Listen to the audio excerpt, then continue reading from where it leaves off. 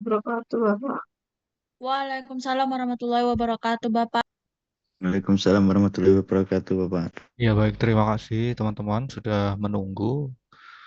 Eh, karena tadi ada kendala di jalan ya, di kampus ini sedang ada acara sehingga volume kendaraannya lebih banyak. Jadi terlambat masuk kampus. Dan untuk hari ini sebenarnya ada edaran bahwa perkuliahan diliburkan atau jika memungkinkan dilaksanakan secara daring. Maka saya memilih perkuliahan dilaksanakan secara daring supaya nanti tidak ada PR lagi di kemudian hari ya. Jadi tidak ada tanggungan pertemuan lagi di kemudian hari. Harapannya begitu. Kemudian untuk kuliah ini adalah kuliah farmakoepidemiologi ya. Lanjutan daripada sebelumnya oleh Bu Umul, kemudian dengan saya nanti sampai UTS. Setelah UTS juga beberapa pertemuan dengan saya masih. Kemudian nanti dilanjutkan sama Pak Rino sampai UAS. Ya, jadi dosennya ada 3 ini ya.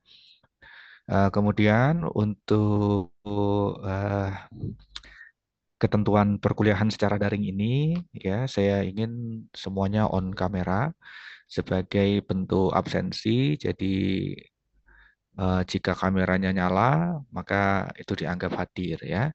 Jika tidak, ya sebaliknya berarti ya. Kemudian nanti untuk PJMK, mohon tugasnya adalah mengecek siapa yang hadir dan siapa yang tidak hadir. PJMK mengerti ya? Baik, Bapak. Baik. Untuk materi PPT sudah saya share ke PJMK, bisa di-share ke teman-teman juga nanti ya. Saya akan share screen dulu supaya materi saya tampak.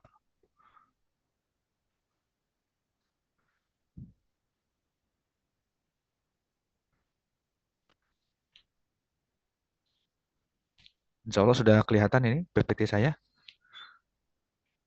Sudah, Bapak. Ya. Hari ini eh, saya beri judul temanya topiknya adalah ATC DDD. Mungkin teman-teman belum pernah mendengar istilah ini ya, ATC DDD. Tapi saya mau kasih intro dulu bahwa farmakoepidemiologi ini kan gabungan antara ilmu farmasi dan epidemiologi. Ya, dari farmasinya kita ambil dari sisi farmakologi, ya, farmakoterapi, farmakologi. Kemudian dari sisi epidemiologinya itu diambil dari apa namanya efeknya ya, efek pada populasi yang lebih luas. Sehingga pengertian daripada farmakoepidemiologi itu adalah ilmu yang mempelajari efek obat pada populasi yang berbeda-beda ya.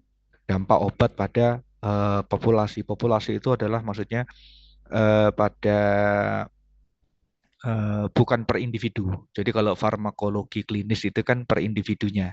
Oh, pasien ini ya punya clearance kreatinin sekian-sekian, dosisnya sekian, efeknya sekian, ginjalnya begini, begini, begini. Itu per individu.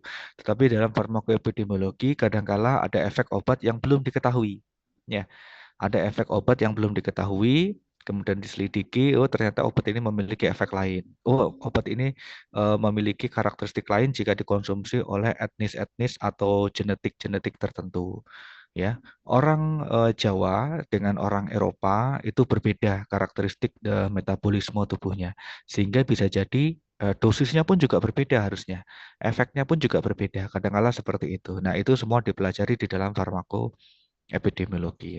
Tetapi ada suatu kebutuhan kita menyelipkan satu topik yang itu kaitannya jauh ya dari farmakoepidemiologi, yaitu ATC DDD. Ya, ATC DDD. Nah, apa itu ATC DDD? Ya, ini kalau dihubung-hubungkan dengan farmakoepidemiologi ya hubungannya jauh ya, jauh artinya tidak seperti yang saya ceritakan barusan gitu. Nah, ATC-DDD ini sebenarnya adalah metode untuk mengevaluasi penggunaan obat secara kuantitatif. Secara kuantitatif.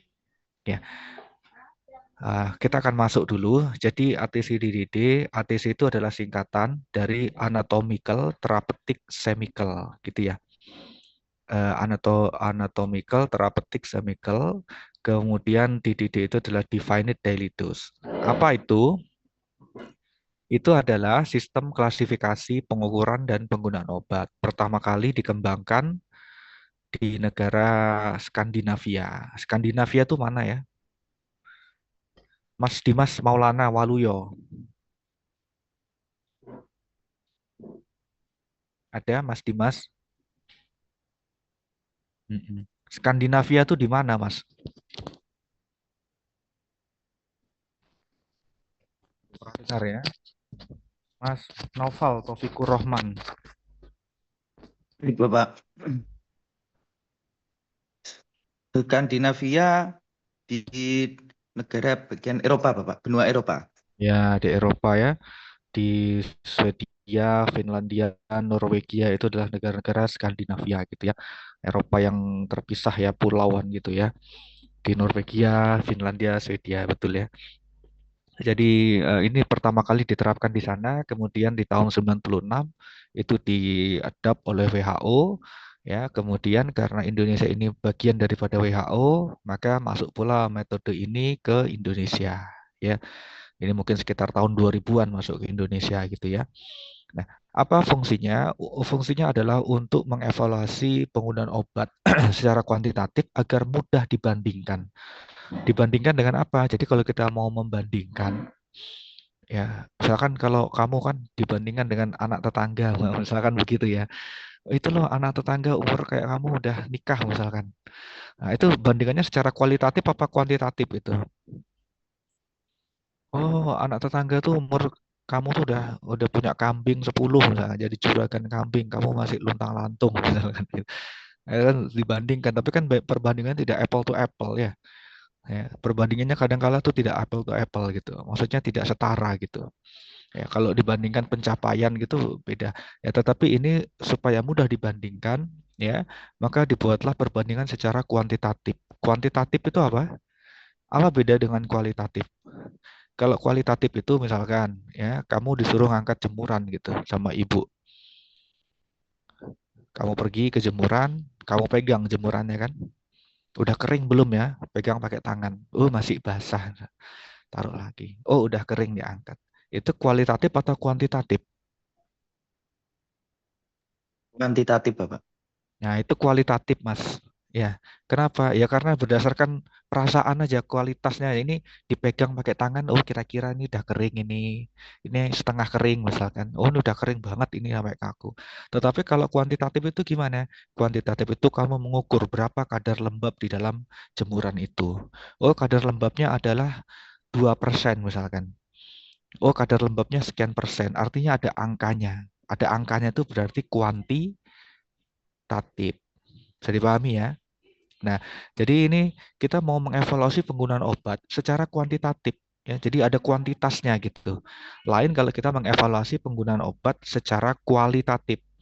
Pernah belajar tentang tepat dosis, tepat indikasi, ya, tepat durasi. Itu kuantitatif apa kualitatif? Itu kualitatif. Ya. Oh, dosisnya sudah tepat. Oh, indikasinya sudah tepat. Apalagi gitu ya. Itu kualitatif. Tetapi kalau kuantitatif kita akan menghitung ya. Nah, apa yang dihitung? Nah, itu dihitung dari ATC DDD ini. Nah, ATC itu teman-teman itu sebenarnya adalah kode obat ya secara internasional gitu ya. Jadi kalau kita bicara nama-nama obat itu berbeda-beda ya. Di ini kan misalkan ya, kamu pernah tahu obat itu punya dari satu obat yang sama itu punya banyak nama kan? Misalkan kayak paracetamol, itu nama lainnya apa? Mbak Adel. Izin menjawab, Bapak. Ya, Halo. ya silakan. Acetaminophen, Bapak. Acetaminophen gitu ya. Paracetamol itu namanya kan beda-beda. Mungkin di setiap tempat itu berbeda-beda gitu ya. Tetapi supaya itu menjadi sama, maka kita menggunakan kode ATC. Jadi kalau paracetamol kode ATC-nya apa, maka di sana juga dikenal dengan kode itu, gitu ya. Jadi ATC itu punya 5 level penyusunan. Ya, level pertama itu ini nggak usah dicatat, nggak apa-apa. Ini hanya sekedar tahu saja. Kelompok utama anatomi obat. Jadi berdasarkan huruf A, B, C, D, G, H, J, L tidak urut ya, tetapi Ada yang lompat-lompat seperti A, B, C, D, G, H, J, L, M, N, P, R, S, V gitu ya. Nah, misalkan obat antibiotik berarti kodenya apa itu? Kode di depannya itu huruf apa? Antibiotik. Misalkan. Yang mana antibiotik? Izin menjawab yang J, Bapak. J berarti ya anti-infectivasor ya sistemik. Ini berarti golongan antibiotik ya, anti jamur gitu ya, mungkin masuk ke sini ya. Kalau elementary tract and metabolism, nah itu obat-obat yang kayak gimana ya kira-kira? Izin menjawab, Bapak, untuk obat mungkin contohnya penyakit diabetes. Diabetes ya terkait dengan metabolisme gitu ya. Kalau elementary tract itu apa sih artinya? Mbak Dian Ayu.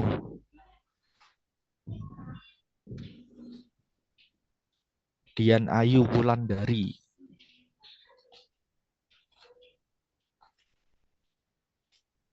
Masih mute. Nah, ada Mbak Dian Ayu? Kalau Ya, nggak ada. Bapak. Elementary itu apa, Mbak? Elementary tract. Nah,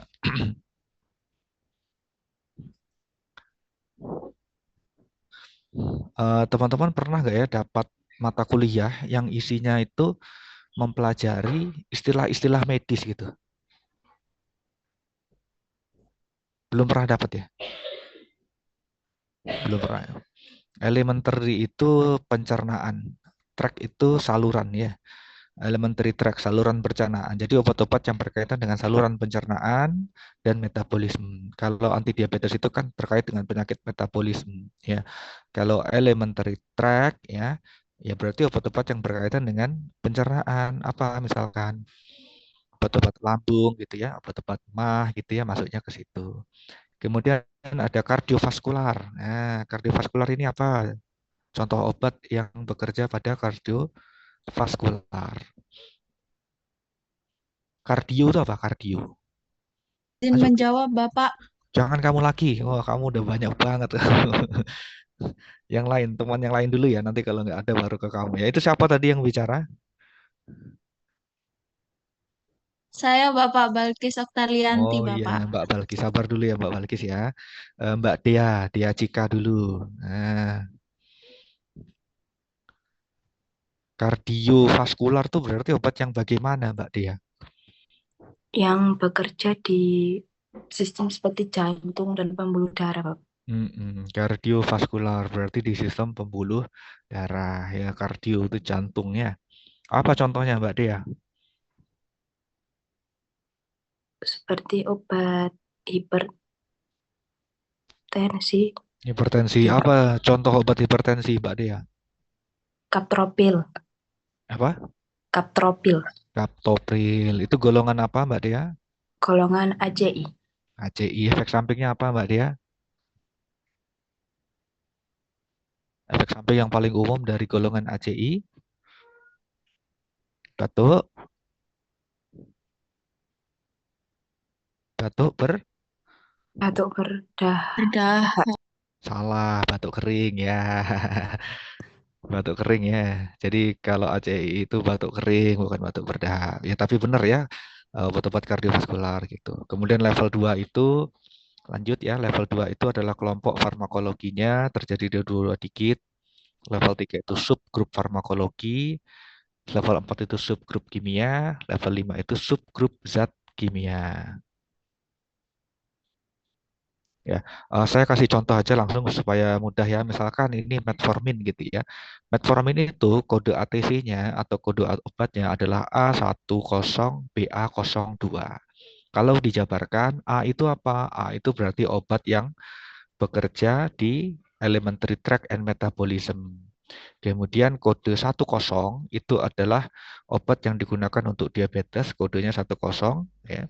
Jadi nanti kalau obat untuk asam lambung misalkan ya gastritis ini kodenya berbeda lagi gitu ya. Mungkin 05 atau 08 gitu. Kemudian level 3-nya B itu blood glucose lowering drugs yang menurunkan kadar gula darah gitu ya. Kemudian golongan apa selanjutnya A ini berarti dia golongan biguanid. Ya, golongan biguanid. 02 itu menunjukkan adalah metformin. Ya, berarti kalau 01 itu adalah golongan biguanid ya, yang lain selain metformin gitu. Paham ini maksudnya? Jadi metformin ini dia punya kode ATC ini. Ya kalau dijabarkan seperti ini tadi. Nah, ini tidak perlu dihafal, ini cukup tahu saja. Jadi gambarannya teman-teman tahu apa yang dimaksud dengan ATC. ATC itu adalah kode obat berdasarkan anatomi dan struktur kimianya. Bisa dipahami ya? Nah, itu jadi catat dulu. Nah, kemudian DDD. Apa itu DDD? DDD itu adalah Defined Daily Dose. Definisinya ini. Tolong dibaca ini dalam bahasa Inggris. Mas Ananda, Satria Reswara. Yang ini Mas, dibaca Mas.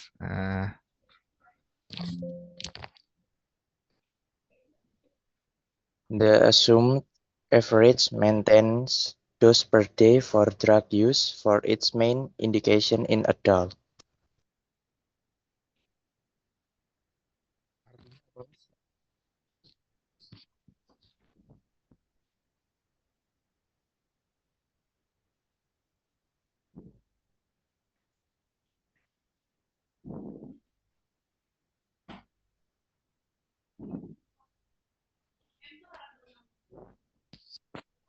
Artinya apa? The assume. Assume itu apa? Asumsi. Apa itu asumsi ya?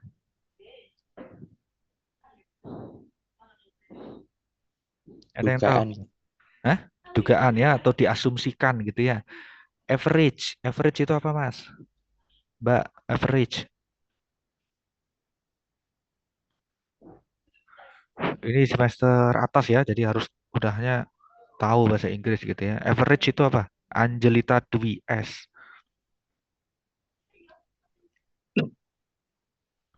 Average, average. Apa itu? Rata-rata. Rata-rata, nice. Maintenance, dose. Apa itu maintenance dose? Dose kan dosis. Maintenance itu apa? Dosis pemeliharaan. Dosis pemeliharaan per day, per hari ya. For drug untuk obat yang digunakan ya. Main indication in adult. Apa artinya main indication in adult? Untuk indikasi. Indikasi utama Pada dewasa. pada pasien dewasa. Ini loh artinya yang di bawah ini loh sebenarnya ya. DDD adalah dosis pemeliharaan harian rata-rata yang diasumsikan untuk indikasi utama pada pasien dewasa. Gitu ya. Kenapa pasien dewasa? Karena kalau pasien anak itu beda lagi. Dia kan kalau pasien anak itu kita hitung dosisnya pakai berat badan gitu ya. Pakai usia kan ya beda ya. Kalau dewasa kan global ya, di atas dewasa tuh di atas berapa tahun? Kalau ini farmasi di atas berapa tahun?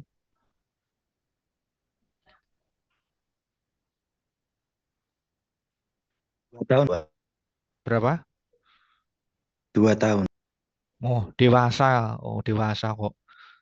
Apa namanya itu? Dewasa Dosis maksimum di kan atas 12 tahun, Pak. di atas 12 tahun. Itu dikatakan udah masuk kasih dosis dewasa ya kalau di perhitungan obat ya. Tapi lain cerita kalau dalam ilmu sosiologi dikatakan dewasa di atas 17 tahun misalkan, itu beda lagi. Ya. Tetapi dalam farmasi ya, kalau usia anak itu udah 13 atau 15 itu udah dikasih dosis untuk dosis orang dewasa hitungan nih gitu ya. Nah, jadi kembali lagi di DDD tadi adalah dosis pemeliharaan harian rata-rata yang diasumsikan untuk indikasi utama pada pasien dewasa. Tujuannya apa? Untuk menilai kecenderungan dalam konsumsi obat. Dan untuk tadi saya katakan untuk mudah dibandingkan ya. Bisa antar kelompok, misalkan dalam rumah sakit itu kan ada ruangan-ruangan antara ruangan mawar dengan ruang melati misalkan. Ya, antara ruang rawat anak ya dengan ruang rawat ICU misalkan dan sebagainya atau bahkan antar kota, antar provinsi, antar negara gitu ya. Jadi mudah dibandingkan. Nah, DDD hanya dapat ditetapkan untuk obat yang punya kode ATC. Jadi ini satu kesatuan. Setiap satu kode ATC itu punya satu DDD sesuai dengan rute pemberiannya. Nah, untuk mengetahui kode ATC itu kita bisa cek di website ini teman-teman. Jadi di Google diketikkan saja ATC DDD WHO gitu misalkan. Klik ya, maka akan masuk ke website yang ini. Website yang ini. Nah, kemudian teman-teman itu diketikkan dalam pencarian ini. Nah, bisa kita masukkan kode ATC-nya atau kita ketikkan nama obatnya. Kan kode ATC-nya misalkan kita nggak tahu ya, kita pakai pencarian berdasarkan nama obat. Dituliskan nama obatnya di sini, Cefixime gitu misalkan. Kemudian search gitu ya. Maka akan muncul tampilan seperti di bawah ini. Nah, pencarian Cefixime itu ada muncul dua, Cefixime tunggal dan Cefixime combine dengan ornidazole gitu. Nah, kita mau yang mana ini? Oh, misalkan saya mau cari yang Cefixime tunggal, berarti diklik ini Cefixime tunggal. Maka akan muncul kode ATC-nya ini, ya J kan berarti dia obat yang bekerja pada apa? Anti-infeksi karena dia antibiotik kan, ini kodenya. Namanya Cefixime, dosis rata-rata hariannya ya itu 0,4 gram, ini satuannya gram. Rutenya adalah oral gitu. Ya, bisa dipahami ini?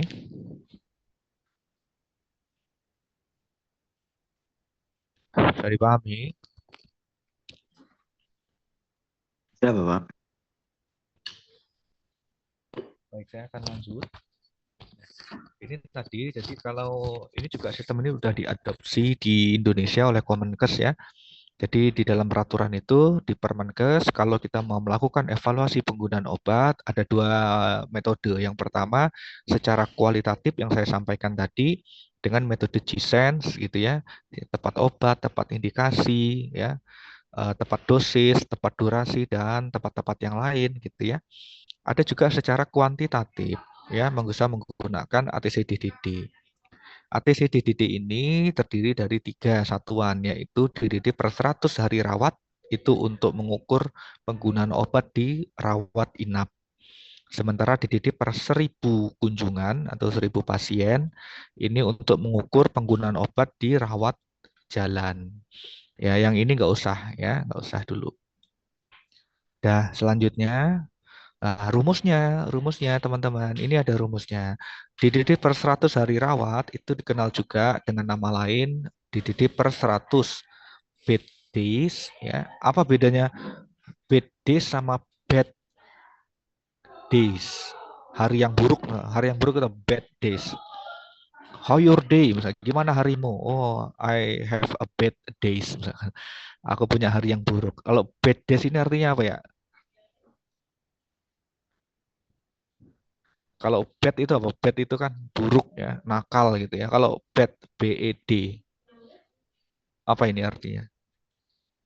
Hari dirawat inapnya Iya, rawat inapnya ya. Bed ini kan tempat tidur ya, TT, tempat tidur. Tapi kalau pengucapannya sama apa beda ya? Bed buruk dengan bed tempat tidur. Hampir mirip ya. Bed days. DDD per 100 bed days. Nah, itu tapi maksudnya ya. Atau nama lainnya di Indonesia kan ya di Kemenkes itu dia pakai nomenklatur DDD per 100 hari rawat gitu ya. Nah, rumusnya teman-teman, ini lihat di samping sini. Itu rumusnya adalah DDD dikali 100 dibagi dengan jumlah hari rawat. Gitu ya. Nah, kalau kita menggunakan pasien level data. Pasien level data maksudnya apa? Maksudnya kalau data-data pengobatan itu diambil dari per individu pasien. Jadi dari individu pasien nomor 1 dikumpulkan datanya, pasien nomor 2, nomor 3, nomor 4 ya. Dari catatan pengobatannya dikumpulkan semua, kemudian direkap, itu disebut dengan pasien level data. Tapi juga kita bisa menggunakan perhitungan, menggunakan kolektif level data. Kolektif ini berarti udah rekapan ya dalam bentuk rekapan yang di atasnya lagi. Kita menggunakan data BOR. Apa itu BOR? BOR itu adalah bed ya. OCC, OKU, U, P, A, N, C, Y. Okupansi. R-nya adalah rasio. Pernah mendengar istilah ini?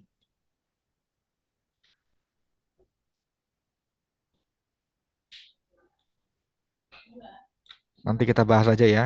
Nanti kita bahas. Kita mau bahas yang satu ini dulu. Oke. Nah, yang pertama ya DDD per 100 hari rawat level data rumusnya itu. Misalkan contohnya seorang farmasi hendak melakukan EPO, evaluasi penggunaan obat antihipertensi, ya. Obatnya adalah valsartan. Yang digunakan adalah 9 tablet. Sementara kekuatan valsartan 80 mg per tablet. Jadi satu tabletnya itu 80 mg. DDD yang ditetapkan oleh WHO, DDD tadi apa? DDD? Dosis apa, Mas Kusuma Wardana? Dosis apa tadi DDD?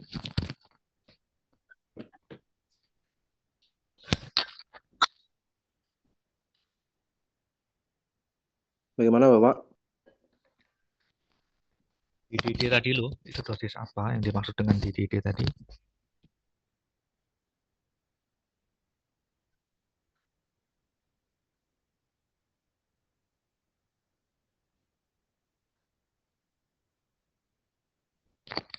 Dosis harian tertentu, Bapak.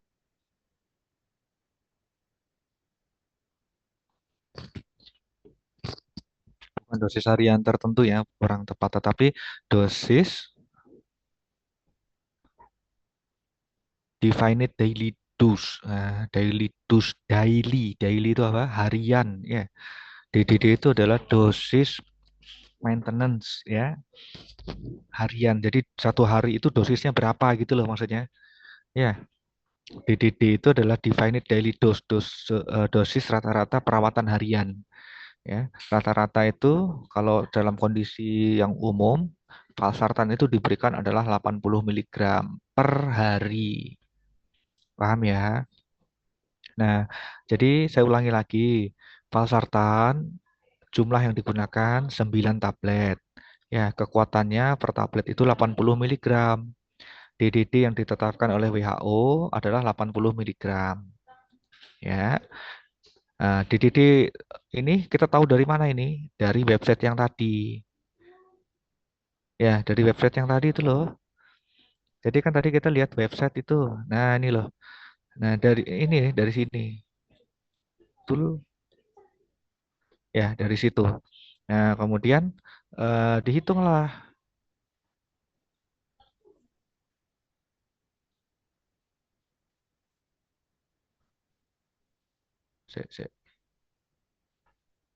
Ini nextnya gimana?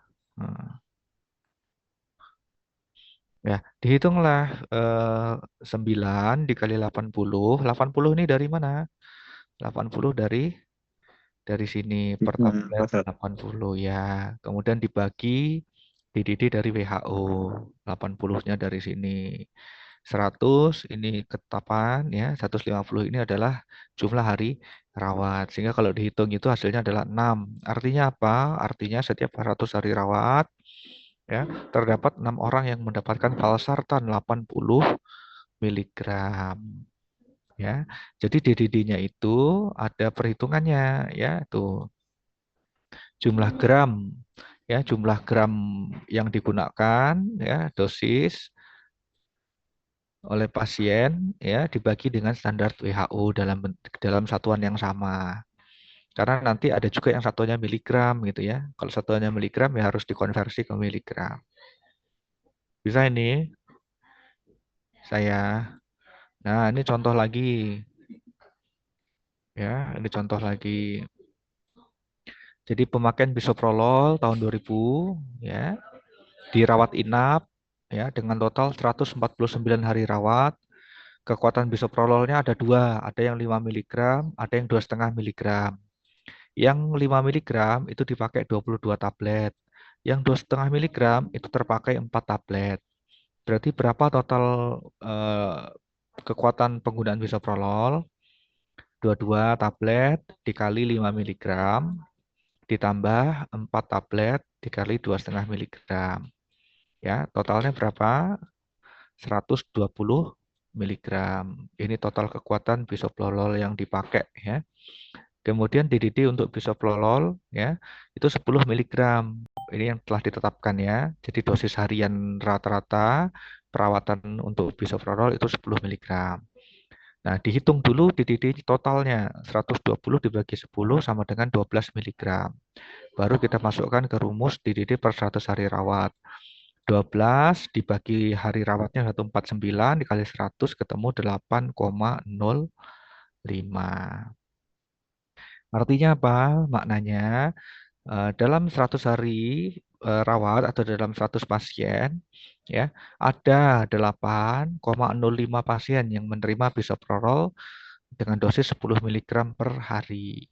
Ya, jadi karena ini perhitungan kasar ya, jadi mungkin saja hasilnya itu ada koma-komanya gitu ya. Tapi kalau realnya kan tidak mungkin ada orang cuma setengah gitu ya. Maksudnya 8,7 orang berapa itu. Kadang-kala kita bulatkan menjadi 8 orang atau bulat ke bawah menjadi 8 orang saja atau 9 orang gitu ya. Sampai sini bisa dipahami?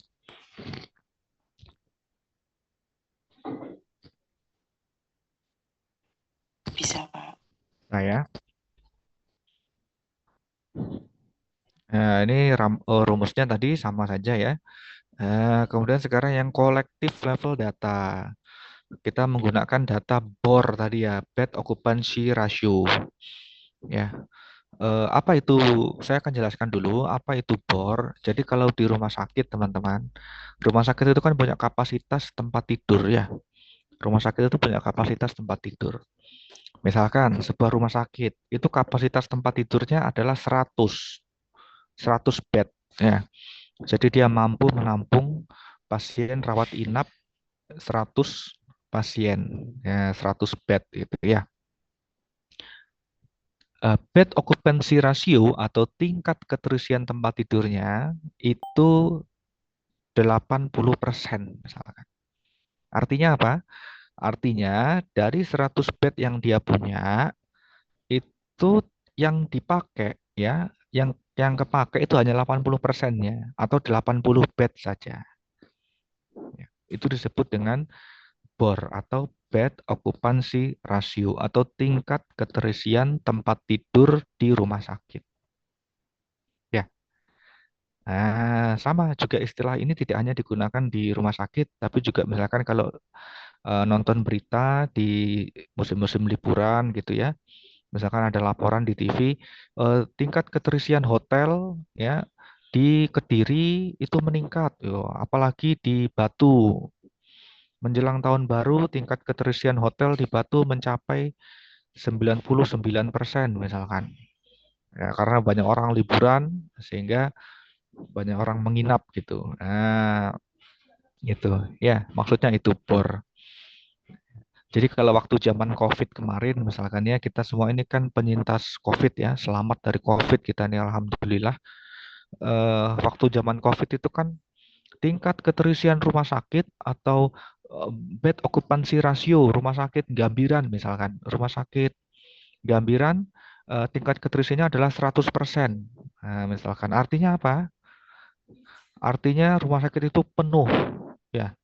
Artinya rumah sakit itu penuh. Tidak bisa lagi kalau ada orang sakit ya, tidak bisa lagi masuk rumah sakit situ karena udah penuh tempat tidurnya gitu. Nah, itu disebut dengan BOR atau bed occupancy ratio. Bisa dipahami sampai sini?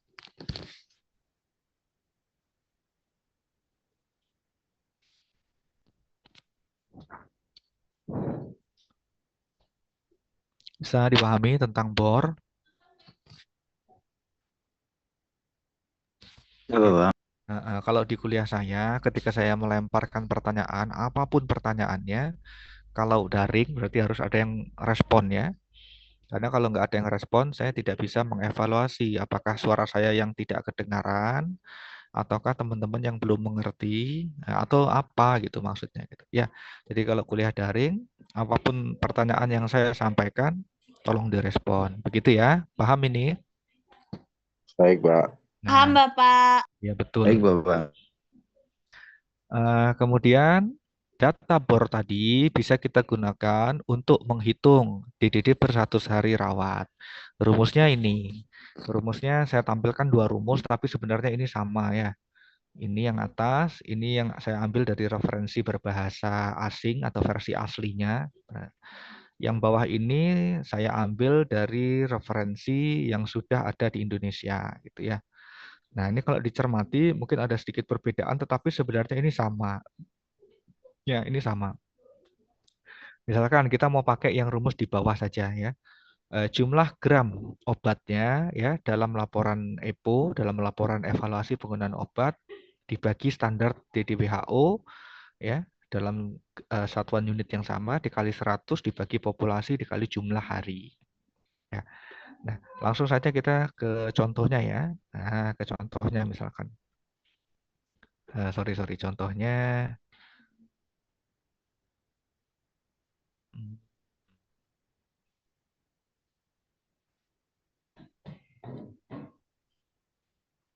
Nih, sorry.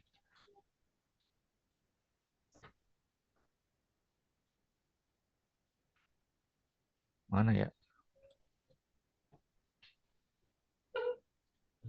Natar. Kan ini. Bukan ini.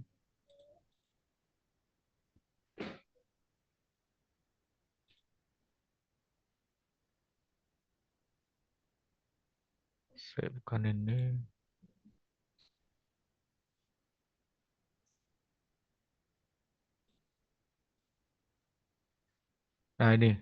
Contohnya ini, misalkan kita kerjakan sekarang soal ini ya. Seorang farmasi ya sedang melakukan evaluasi penggunaan obat di rumah sakit ya dengan data obatnya Cefadroxil di bangsal ini coret ya. Nah, karena ini enggak di bangsal dewasa gitu ya. Periode Juli Desember 181 hari sebesar 430 DDD. Ya, diketahui bangsal anak memiliki kapasitas tempat tidur 50 tempat tidur dengan bed occupancy rate atau tingkat keterisian tempat tidur 80%. Berapa nilai DDD per 100 hari rawatnya? Berarti tadi rumusnya gimana? Nah, ini jawabannya ya adalah 5,9. Jadi 430 dikali 100 ya. Nah, ini tadi jumlah harinya ya itu 180 hari, kemudian kapasitas tempat tidurnya adalah 50 ya, tingkat keterisiannya adalah 80%. Ya. Ini dioperasikan dahulu, ketemu hasilnya ya 50 dikali 0,8 sorry 430 dikali 100 dibagi 181 kali 50 kali 0,8 hasilnya adalah 5,9. Agak susah ya kalau online gini ya. Ya, kalau di kelas saya bisa tunjukkan tulis-tulisan hitung-hitungannya. Nah, tapi teman-teman, apa maksudnya yang pilihan A, B, C ini kok ada hitungannya juga gitu ya. Jadi kalau di profesi apoteker, jadi kan S1 itu sebenarnya gandeng dengan profesi apoteker ya. Nah, kalau di profesi apoteker itu ada namanya ujian UKOM, ujian kompetensi. Itu seperti ujian nasional gitu ya. Teman-teman pernah merasakan ujian nasional waktu SMA? Jadi dulu lulusan COVID, Pak. lulusan COVID. Langsung lulus ya, nggak ujian ya. Ya, jadi ada namanya dulu ujian nasional itu teman-teman. Jadi ujian dari eksternal, soalnya dari luar gitu ya. Pengujinya juga dari luar gitu. Nah, kemudian dikerjakan. Kalau itu lulus, ya maka dia bisa sumpah apoteker. Tapi kalau itu nggak lulus, ya dia nggak bisa sumpah. Meskipun IPK-nya di kampus itu 3,9, tetapi dia nggak lulus ujian UKOM itu, ya dia nggak bisa jadi apoteker gitu. Nah, ujian apoteker itu, ya itu model-modelnya seperti ini. Jadi dia soal kasus gitu ya, ada vignette-nya, ada soal kasus, soal cerita maksudnya. Ya, pilihan jawabannya ada 5, A, B, C, D, E. Nah, untuk soal hitung-hitungan, itu pengecohnya, jawaban pengecohnya, itu dibuat sedemikian rupa. Sedemikian rupa maksudnya angka-angkanya itu diambilkan dari kemungkinan-kemungkinan yang ada. dari angka-angka yang diketahui di dalam soal. Jadi kalau nanti teman-teman mengerjakan soal, dihitung-hitung, ada pilihannya 3,8 B. Ya, belum tentu itu jawaban yang benar gitu ya. Bisa jadi itu adalah kamu salah menghitung sehingga ketemunya 3,8, padahal jawabannya adalah 5,9. Ya, biasanya kan kalau ujian begitu. Soal hitung-hitungan dikerjakan, dihitung-hitung-hitung.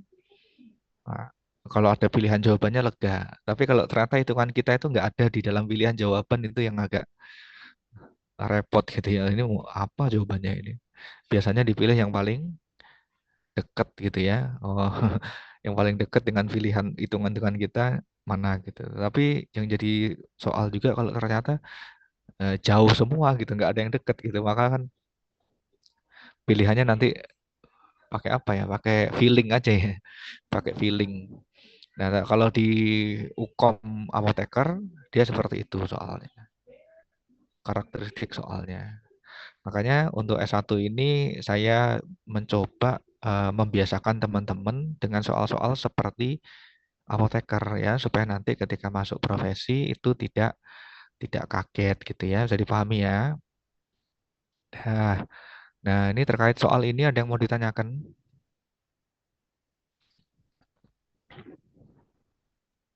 Ada Bapak. Belum ya? Oke, kalau belum, Saya Bapak. ya silakan. Saya masih belum jelas rumusnya yang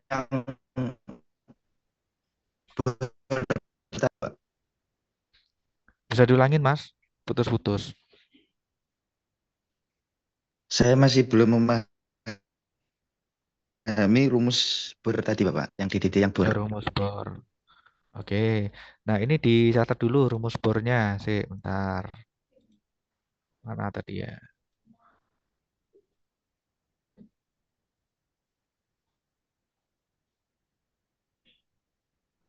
Udah mana sih? Bentar, tak carikan.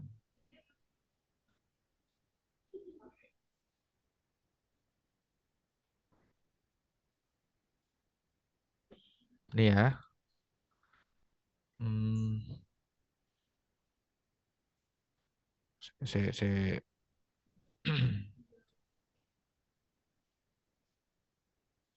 Tak hapusin, cara ngapusnya piye?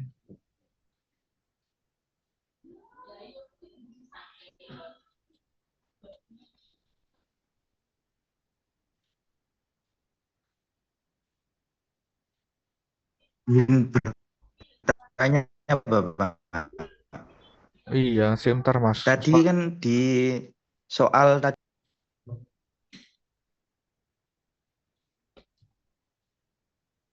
Ini rumus ini di screenshot dulu ya, supaya nanti kita bisa ini.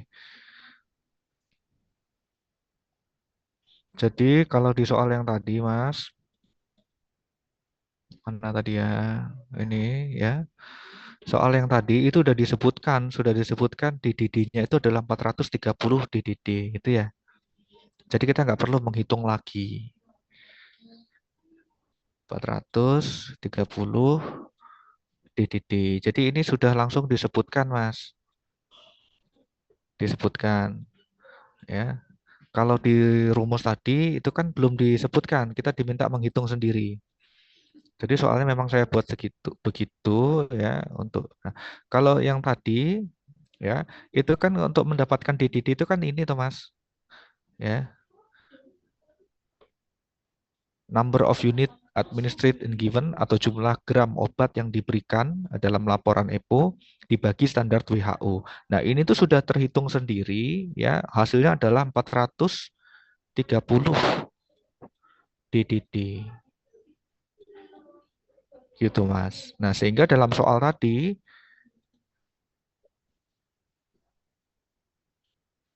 kita tinggal memasukkan saja 430 ya.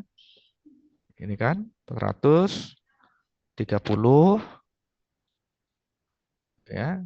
Ya sih. Rumusnya tadi gimana? Nah, ini kalau online tuh susah. jumlah DDD yang di EPO tadi Ya. dikali 100 dibagi Mm. hari In- dibagi hari Ya, saya masih Pak. tempat tidur dan bornya, Pak. Jumlah Heeh. populasinya, Oke, ini saya hapus jumlah dulu. hari. Merah-merahnya kok nggak iso sih.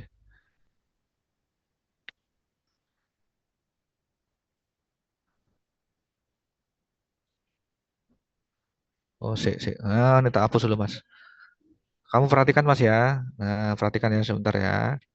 Nah, ini kalau di rumus ini kan jumlah gram obat ya itu dibagi dengan standar WHO.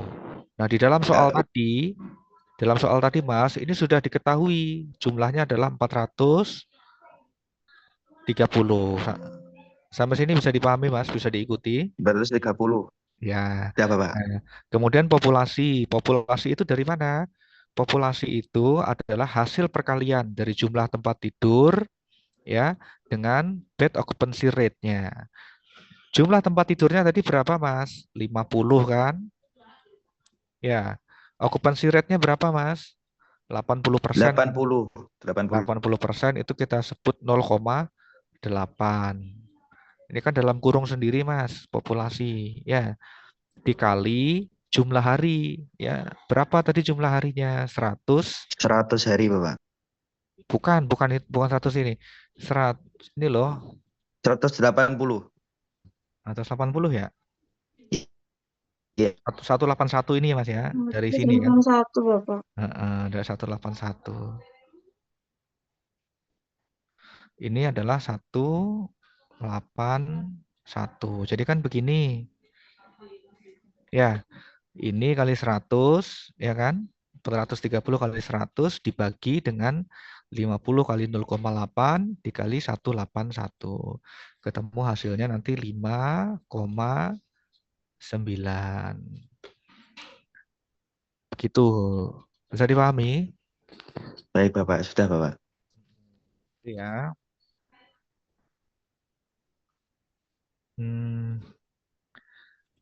Saya akan kasih contoh ya. Nah, seperti ini. Ini kalau kita misalkan kita penelitian ya, teman-teman ya, penelitian tentang ATC DDD. Kita mau berdasarkan hasil ekstraksi data, jadi data yang sudah kita kumpulkan itu kita rekap. Ini adalah dari ruangan internal pria, diperoleh data sebagai berikut. Pasien nomor 1, dia dapat antibiotik cefotaxime. Kode ATC-nya sekian, ya. Ini dilihat dari website tadi. Regimentasi dosisnya dia diberikan 3 kali sehari, sekalinya itu adalah 1000 mg atau 1 gram. Diberikan secara intravena, diberikan selama 3 hari. Berarti total dosisnya berapa? 9. 9 ini dari mana? 9 dari mana? Ya. Sehari dia diberikan berapa? 3 kali. 3 kali 1 gram ya kan? 3 kali 1 gram sama dengan 3 gram. Diberikan selama 3 hari. Berarti total dosis yang diterima dia adalah 9 gram. Ya. Selain itu, dia juga menerima ampicillin, antibiotik lain, ampicillin. 3 kali 1 gram juga selama 3 hari. Maka total dosisnya ampicillin yang diterima oleh pasien nomor 1 adalah juga sama 9 gram. Pasien nomor 1 itu dirawat selama 6 hari. Ya. Nah, sementara standar DDD WHO untuk cefotaxime itu 4 gram dan untuk ampicillin itu adalah 2 gram. Ya.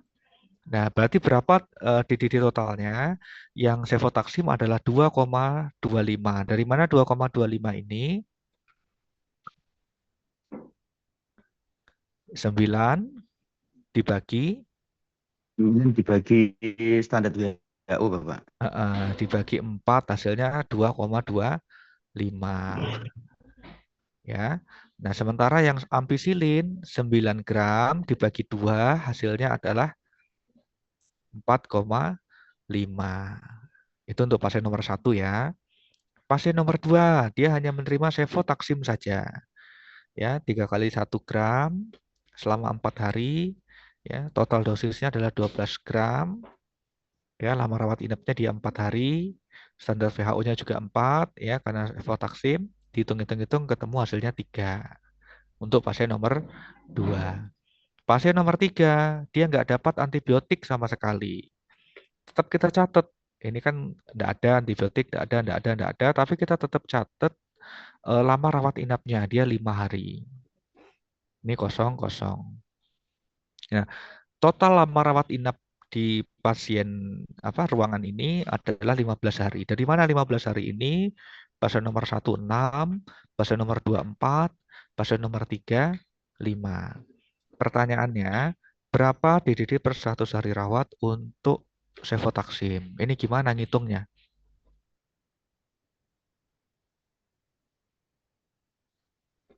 Nah, cara menghitungnya adalah 35. Dari mana 35? Dari cefotaxime, ya, pasien nomor 1 itu 2,25 kan, pasien nomor 2 itu 3 gitu ya. Jadi totalnya 5,25. 5,25 dibagi 15. Lama hari rawatnya dikali 100 ketemu 35. Jadi untuk cefotaxime pada ruang rawat interna pria, DDD per 100 hari rawat untuk cefotaxime adalah 35. Bisa dipahami? Pahami nih. Jadi yang pasien Ya, nomor Pak. 3, walaupun dia tidak dapat antibiotik, tapi kita tetap butuh data lama rawat inapnya. Udah habis. Udah habis. Sudah itu materi saya, teman-teman. Ada yang mau ditanyakan dulu terkait ini?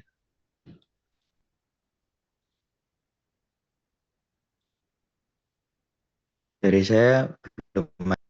Belum ada ya. Nah, teman-teman, ada loh penelitian-penelitian. Ini bisa dijadikan juga penelitian tugas akhir teman-teman ya terkait ATC-DDD. Jadi mungkin saya akan tunjukkan beberapa contoh penelitian tentang ATC-DDD ya, supaya dapat gambaran. Bentar.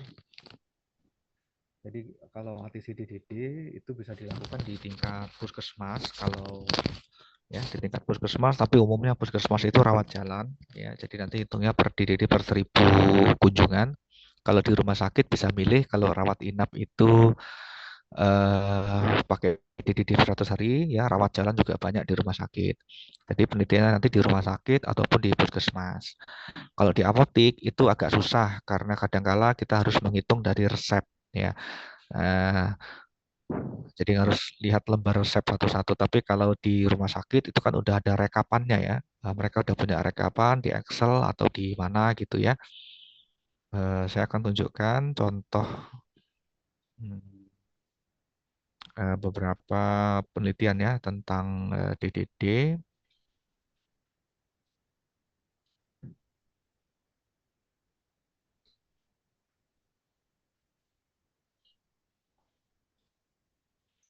Supaya teman-teman dapat gambaran gitu ya. Wait, sebentar ya.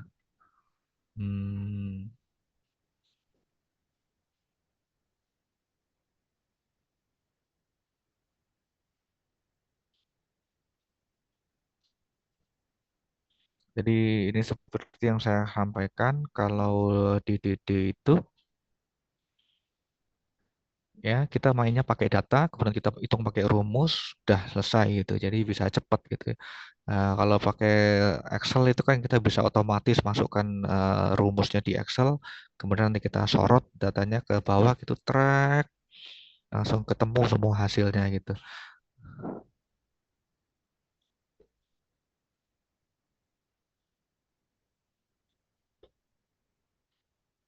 Oke, bentar saya share screen. Oke, ini share screen.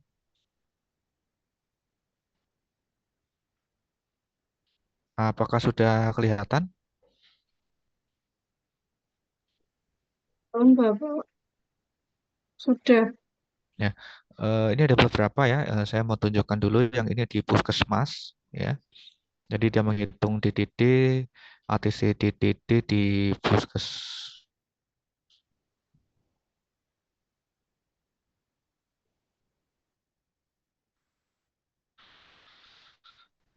Di mana ini, Mas?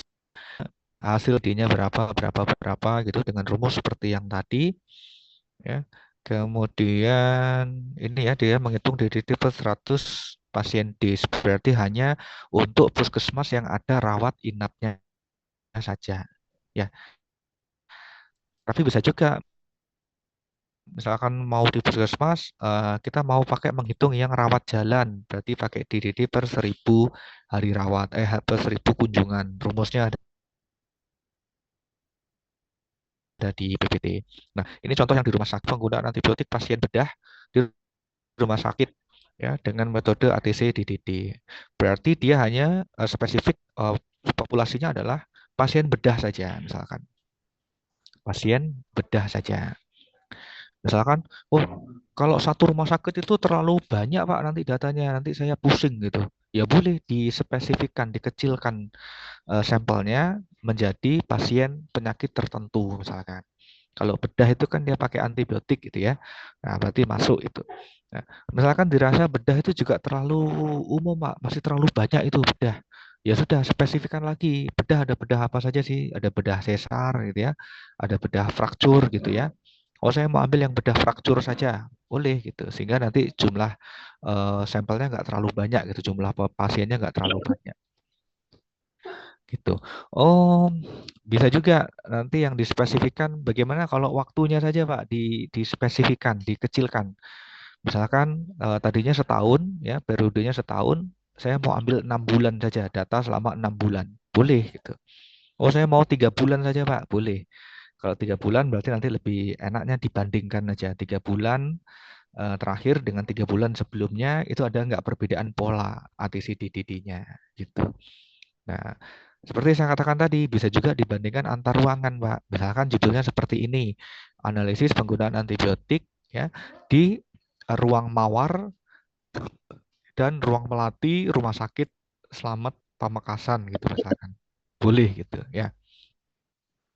Itu seperti ini gitu ya. Nah, itu gambarannya seperti itu. Nanti hasil datanya itu ditampilkan seperti ini. Ini ada rumusnya juga ya.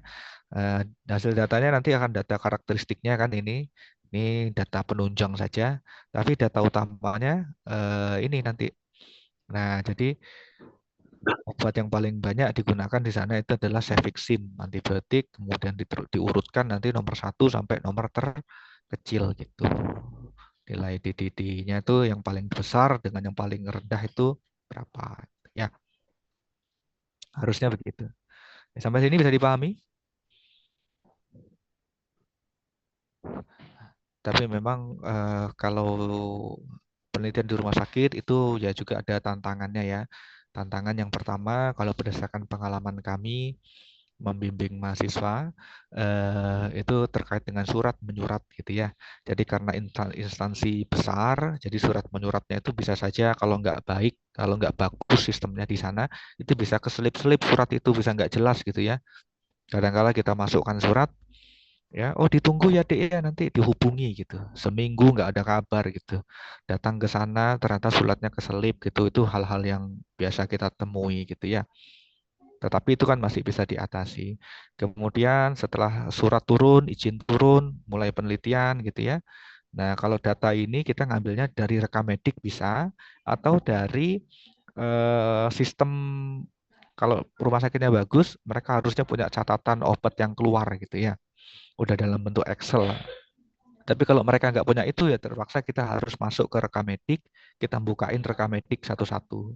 Jadi kita minta sortirkan ke petugas rekam medik, tolong Pak carikan pasien bedah sesar dari Januari sampai Juni misalkan di ruangan ini. Nanti ditunjukkan nomor rekam mediknya. Oh ini Dek. Nah kamu buka satu-satu. Buka hari pertama dia dapat obat apa, dosisnya berapa, durasinya berapa lama, dicatat ya, dicatat. Pasien nomor 2 terus dimasukkan ke tabel seperti tadi, soal tadi ya, kemudian dihitung. Nah, hasil hitungan itu nanti ditampilkan seperti ini. Ada nomor, ada kode ATC-nya, nama obatnya, antibiotiknya misal ya. Ini rutenya, PO itu berarti apa? PO apa?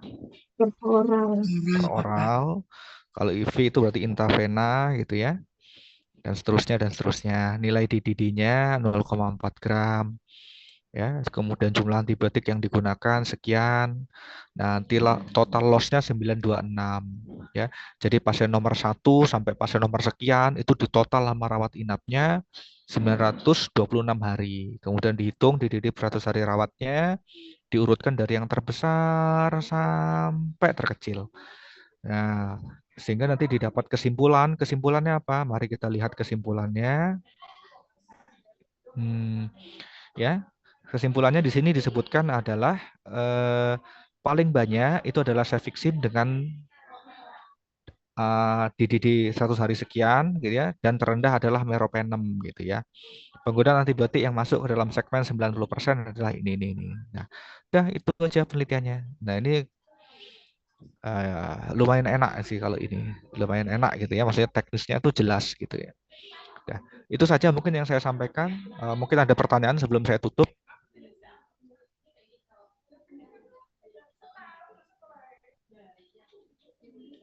Jadi saya belum ada, Bapak. Dari teman-teman yang lain? Belum ada juga. Kalau belum ada, saya rasa cukup untuk hari ini. Kita ketemu lagi minggu depan. Insya Allah minggu depan kita udah mulai masuk. Pak, saya mau nanya Bapak. Ya, silakan. Maaf Bapak memotong perkataan sampean. Untuk apa dah? Ini bentar Bapak.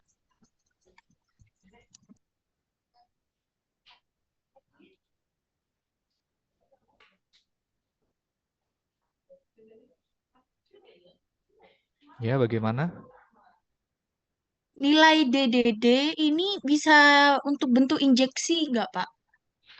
Nah, baik. Saya tunjukkan ya websitenya.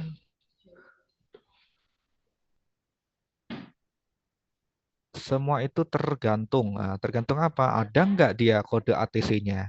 Misalkan ya, saya mau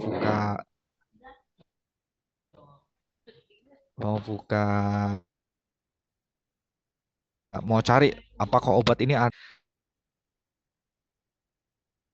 1 hari rawatnya gitu ya. Maka saya akan buka Google. Ya, saya akan buka Google, saya ketikkan di situ ATC DDD ya, WHO gitu ya. Enter gitu. Layar saya kelihatan ini? Kelihatan Bapak. Terlihat, Bapak. Saya pilih yang paling atas, gini misalkan ya, paling atas. Nah, ini kan kita masuk seperti tadi. Nah, apa misalkan obatnya? Levo misalkan, levofloxacin. Nah, misalkan gini, search. Nah, muncul ini levofloxacin. Nah, yang mana ini? Nah, yang tunggal misalkan. Nah, saya klik saja ini misalkan. Klik tunggal. Nah, saya undur ke bawah. Nah, lihat teman-teman. Di sini ada nama obatnya, di sini ada DDD-nya, di sini ada unitnya, di sini ada administration route-nya. Jadi berbeda DDD kalau dia diberikan secara oral dengan kalau dia diberikan secara inhalasi, ya, dengan kalau dia diberikan secara parenteral. Parenteral itu dengan apa? Injeksi Bapak. Injeksi. Berarti kalau mau pakai yang dimaksud kita mau mencari berapa DDD levofloxacin injeksi, berarti kita pakai yang mana? Yang ini. Ya. Bisa ya? Baik Bapak. Jadi apakah bisa untuk injeksi? Bisa saja. Yang tidak bisa itu topical. Karena susah ngukur yang topical itu. Kita nggak tahu, kita ngoles itu kan seberapa banyak gitu ya. Itu masih belum bisa diukur. Ya, tapi kalau yang sudah pasti-pasti seperti inhalasi ya, oral, parenteral, ya, itu masih bisa diukur. Ya. Tapi misalkan kita cari obat, ya nggak ketemu nih. Misalkan tadi kan saya ketikkan levofloxacin ya. Misalkan saya mau cari lagi, saya ngetikkan gini, levoflox pakai K, sasin. Nah, misalkan pakai ejaan Indonesia gitu ya. Saya search. Nggak muncul. Kenapa nggak muncul? Karena di database-nya dia pakai nama pakai X, bukan pakai K. Nah, coba lihat ini. Saya kan tadi sebutkan pakai K. Nah, dia nggak akan muncul. Tapi kalau saya tuliskannya pakai X, levofloxacin, baru dia muncul. Sama seperti amoksisilin misalkan. Saya pakai K gitu, amok gitu. Nggak muncul dia. Tapi kalau saya ganti jadi X, ya, amox, muncul. Ada amoksisilin, apa gitu ya. Jadi kalau teman-teman mencari nanti harus pakai ini, tulisannya harus benar gitu. Nah, misalkan amoksisilin, saya klik aja. Ada nggak dia yang, ini kalau dia oral 1,5 gram. Ya, tapi kalau dia parenteral, dia 3 gram. Nah, ini harus cermat dalam melihat ini ya. Nah, jangan disamaratakan antara yang oral dengan yang injeksi. Dan satuan ini kadangkala ada juga satuannya dalam bentuk miligram. Nah, kalau satuannya miligram nanti perhitungan rumusnya juga pakai miligram, jangan pakai gram gitu. Nah, gitu kira-kira. Mudah-mudahan bisa terjawab ya. Ada lagi yang mau ditanyakan? Belum ada, Bapak. Cukup ya? Nah, cukup. Saya rasa untuk hari ini cukup. Terima kasih sudah hadir di kuliah saya ya. Mudah-mudahan bermanfaat nanti. Saya akhiri. Wassalamualaikum warahmatullahi wabarakatuh. Waalaikumsalam.